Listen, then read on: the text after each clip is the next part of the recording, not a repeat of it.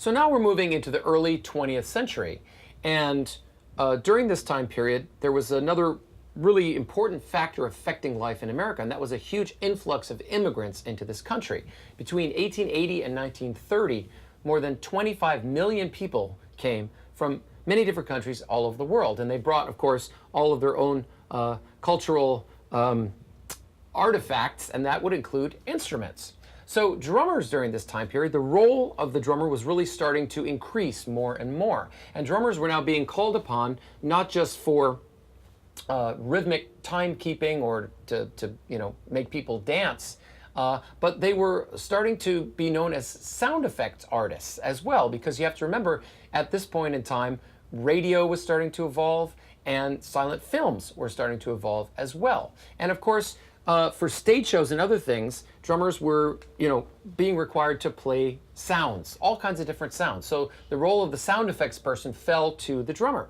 So drummers started to collect all these very interesting artifacts from different cultures coming into the United States to come up with some very interesting sounds. And the drum set started to build as a result of that. And in addition to the basic bass drum, snare drum, cymbal kind of setup, they now started adding a variety of cool instruments. So believe it or not, the Chinese immigrants provided a huge number of these kinds of instruments, which, by the way, were called traps. Traps, which is short for contraptions. So it's kind of a neat little piece of knowledge. And drummers at this time period were not called drum set players yet. They were called trap drummers because so much of what they did involved traps. So let's take a look at some of these old-fashioned, cool devices that were added onto the drum set in this time period. And the first, of course, is the tom-tom. Now, believe it or not, the first tom-toms were actually Chinese ethnic instruments, and this is one of them. And you notice this actually has Chinese writing on it. It was probably manufactured in China and brought over to the United States. They started importing them once drummers started to use them. So it has a real interesting sound to it. Very different from a tom-tom of today. And of course, one other thing you'll notice that this tom is different than this tom-tom is that changing the heads on this would be difficult, if not impossible. So this is definitely one of the traps that were in use and started to become a more typical part of the drum set. Also from China, the wood block came in. We're all familiar with that kind of a sound. These were used in Chinese music and in Chinese ceremonial rituals. Other kind of pitch blocks they brought were called temple blocks, and obviously they were used in the temple.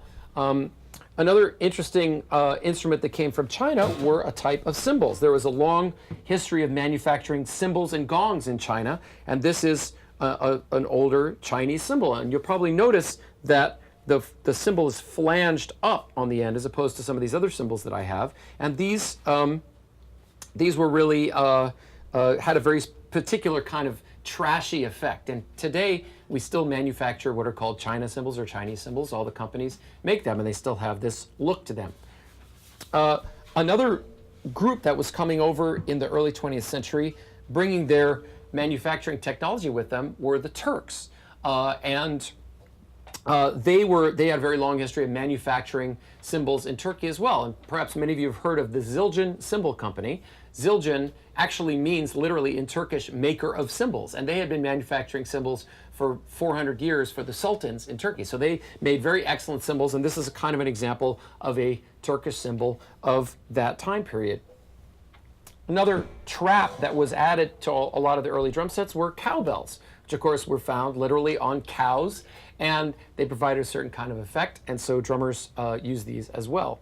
In addition to some of the traps that I'm displaying here, once silent movies really kicked in, there were all kinds of amazing devices that were used. So I'm just gonna read a list. Literally, there were sound effects that drummers used to accompany gunshots, planes flying overhead, thunderstorms, babies crying, cows mooing, bears growling, birds chirping, trains coming into the station, horses galloping, and all kinds of comedic effects as if somebody like fell down or their pants ripped or they got poked in the eye, all that kind of stuff. So drummers were really responsible for all of these sound effects, all of these traps.